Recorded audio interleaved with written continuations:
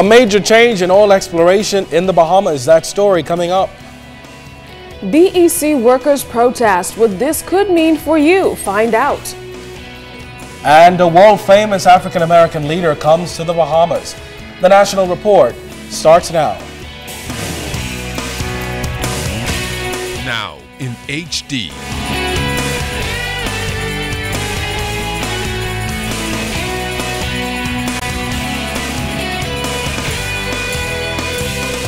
ZNS Network presents The Bahamas Tonight.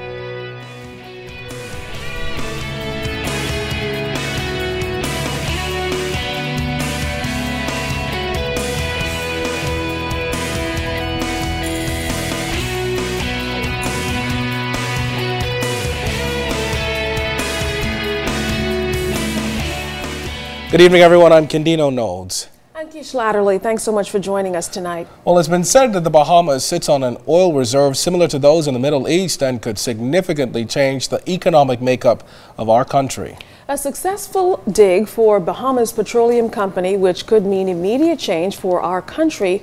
Dreams of the discovery of oil in the Bahamas now a step closer to reality, with the government announcing on Sunday that the promised referendum on oil exploration has been deferred. Stephen Gay spoke with a senior BPC executive today to get his response to the government's announcement to deter a referendum on oil exploration. The chief executive of Bahamas Petroleum Company welcomed the government's recent announcement to defer a referendum on the exploration of oil in the country. Environment Minister Kenred Dossett announced on Sunday that the government will not ask the electorate to vote on whether they want to develop an oil industry if there is no oil to begin with.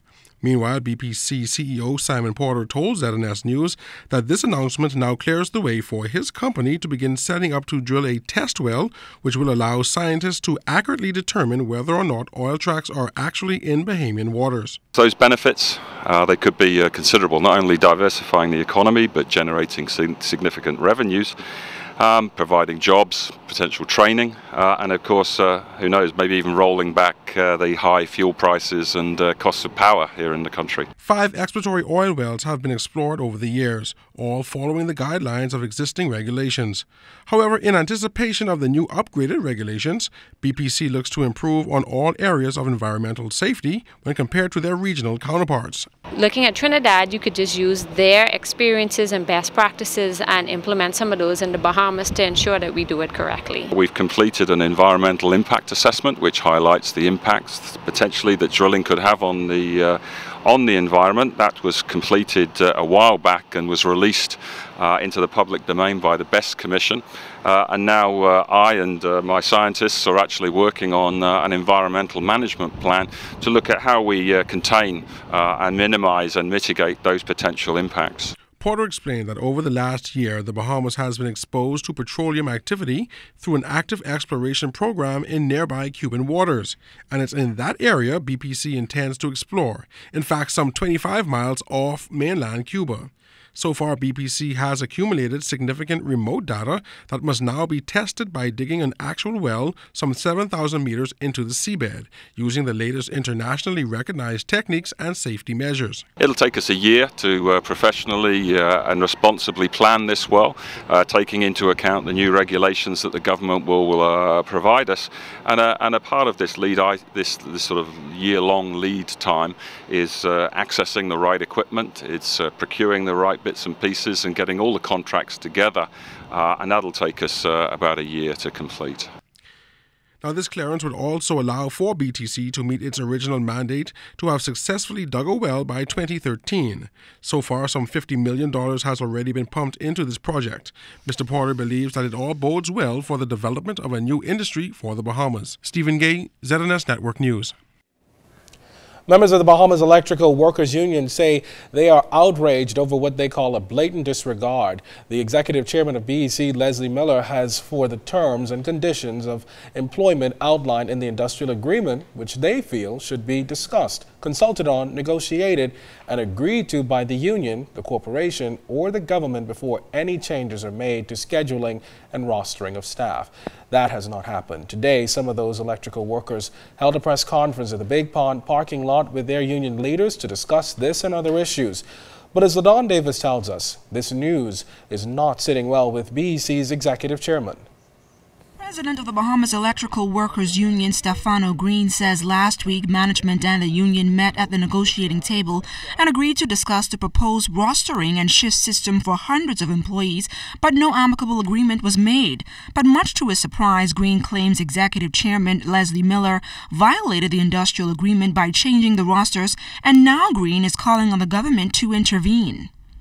The government advised us that they will speak to Mr. Miller and that good industrial harmony would exist in BEC. It appears that Mr. Miller isn't taking the government's word, isn't taking the Deputy Prime Minister's word or the Prime Minister's word, and is not adhering to their instructions. And so yes, we will be going back to the Deputy Prime Minister, to the Prime Minister, to inform them that to date we cannot no longer work with Mr. Miller. President of the National Congress of Trade Unions, Jennifer Isaacs Dodson, says under no circumstances should the chairman of the BEC be allowed to influence and interfere with the negotiating process between the union and the corporation. The BEW is sitting to the table with the Bahamas Electrical Corporation, and what happens at that table is binding once that industrial agreement is completed, signed and registered, and to simply ask the executive chairman to stay away from the negotiations and allow that process to happen without his intervention. Now, the violation of the terms and conditions of the industrial agreement is not the only issue affecting the more than 800 plus electrical workers scattered across the country. Shop steward Michael Edgecombe says funding is also a major concern. Our staff is very productive and very efficient. I want to say the decisions made by the chairman since he's been empowered as executive decision is costing the corporation millions of dollars. A bid for a new generation. So it's supposed to be done and ready for October of last year.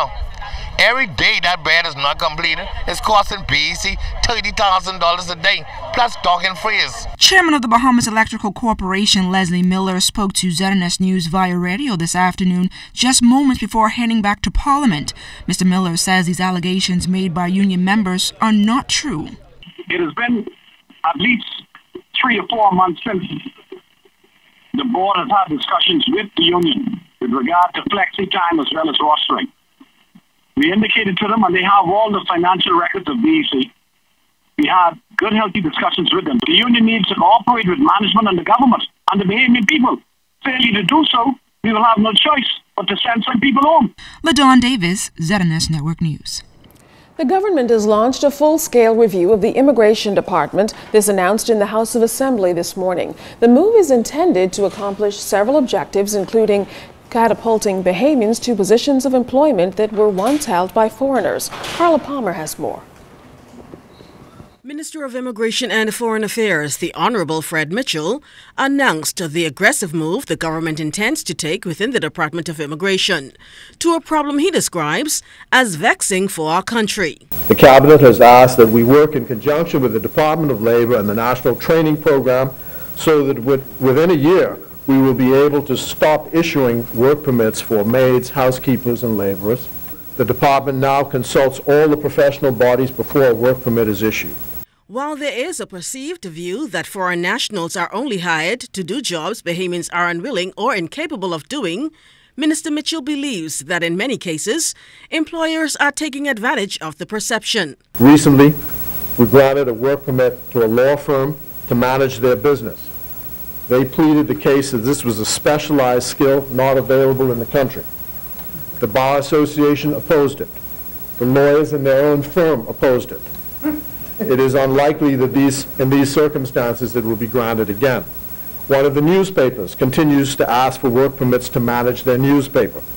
There's no question in the minds of the Immigration Board that this paper can be run by Bahamians. Accordingly, the proposed changes at the Immigration Department are expected to enforce the Bahamianization policy of Bahamians First. As a result, Minister Mitchell says it's highly likely that the fees for not only work permits but permanent residence and citizenship will increase substantially. There will also be increased scrutiny at the border where people say that they are part of the family in a wedding but are actually professional photographers or videographers. There are also, by edict of the Cabinet, to be no work permits issued to foreign fishermen. There will be increased scrutiny for any request for gemologists at various jewelry stores in the Bahamas. Given the report to us that this is a skill that can be taught within a relatively short space of time, the idea is to stop issuing them altogether by next year. There will be increased scrutiny of traveling ad and print salesmen coming into the Bahamas. We are working with the Ministry of Tourism to ensure that local fishing guides in Bimini are not facing competition from outside fishermen, again, using the guise of standards as a means of excluding Bahamians from the right to take tourists out to fish in their own country. I'm Carla Palmer for ZNS Network News. The Ministry of Health is advising the public of the voluntary recall of the allergy medicine loratadine syrup. The manufacture date of the batch in question is May 2012 with the expiration date of April 2015. The affected batch numbers are LB1202 and LB1212. Now the syrup is being recalled due to the fact that the product appears cloudy on inspection, but it should be clear when consumed. Given this appearance, it has been determined that a recall is in the best interest of the public. In an effort to ensure that the health and safety of the Bahamian public is protected, the Ministry of Health is requesting that all bottles of this product be removed from stock shelves and discarded. They're also advising anyone who's bought it to throw it out. So far, there haven't been any reports in the Bahamas of adverse effects or complaints related to the product.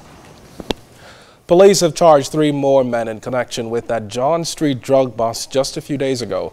They are 34-year-old Laron Bethel, wearing the blue and white striped shirt, 55-year-old Wayne Neely in the gray sweater, and 51-year-old Jamaican national Garth Chung in the blue sweater. The trio is accused of possessing an estimated $1 million worth of suspected marijuana and conspiring to import the dangerous drugs into the Bahamas. Allegations they all deny. The drugs were seized over a week ago at a home on John Street off Market Street. Bail was denied and they were all remanded to prison. Following the arraignment, Chung complained he had been beaten by police and the court ordered he see a doctor. Meantime, 2 other Bahamians and a Jamaican national were arraigned earlier in connection with the case. 19-year-old Kevon Bethel, also known as Smags, and 36-year-old Jamal Morley are both facing a murder charge in connection with 2 separate murders that occurred days apart. Bethel is accused of killing Catario Armbruster back on Saturday, March 2nd, and Morley is accused of killing Elroy Wilson back on March 4th. Both victims were gunned down. Bethel and Morley were not required to enter a plea to the murder charge and were remanded to prison. The cases have been adjourned. And 20-year-old Wilson Tract resident Demetrius Saunders and 18-year-old Sean Gray made their first appearance in the magistrate's court today. The men are accused of robbing Liam Fong's Market Street food store back on March 2nd. Court papers show that the 2 allegedly robbed the store of $490 cash along with $175 worth of phone cards. The court also charged 20-year-old Demetrius Saunders with receiving those items. Due to the nature of the offenses, bail was denied and they were remanded to prison. The case has been adjourned.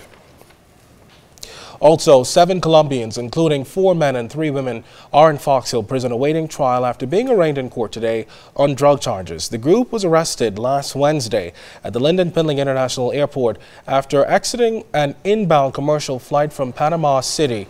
Prosecutors say they were caught with 28.5 ounces of suspected liquid cocaine, all of which was confined internally. In court, they all pleaded not guilty to conspiracy to possess dangerous drugs with intent to supply and conspiracy to import dangerous drugs. However, just 4 of the defendants were charged with possession of dangerous drugs with the intent to supply and importation of dangerous drugs. They pleaded not guilty to the charges and were remanded to prison. The case has been adjourned to October 11th. Assistant Commissioner of Police Anthony Ferguson says the Drug Enforcement Unit is on top of the growing use of the Lyndon Pindling International Airport as a transshipment point for illegal drugs like liquid cocaine, seized twice in the last week. Recently, a group of Colombians was hauled before the courts after they were caught with liquid cocaine inside their bodies just after disembarking a flight from Panama City. Assistant Commissioner Ferguson says a selected group of officers has been strategically placed at the LPIA to identify inbound and outbound suspects.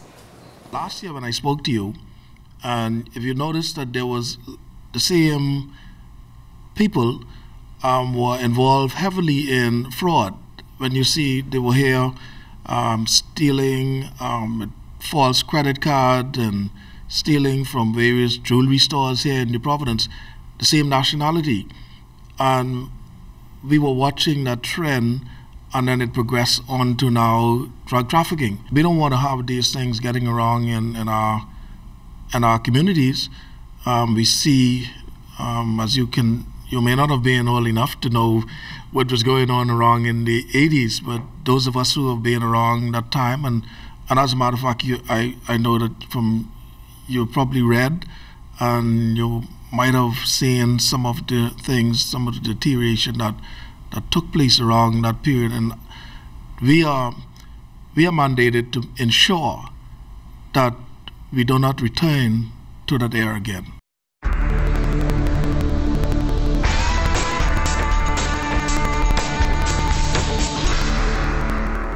In our first look at weather, a foul system is on the way. We'll tell you more about that later in the newscast. Meanwhile, outside of our studios, we have partly cloudy skies, temperature 73 degrees, relative humidity 54%. Your winds are out of the east-southeast at 10 knots, barometric pressure 1,016.7 millibars. That's 30.02 inches, and it is falling. But stay tuned. Temperatures around the family violence, travel, and boating forecast is still to come.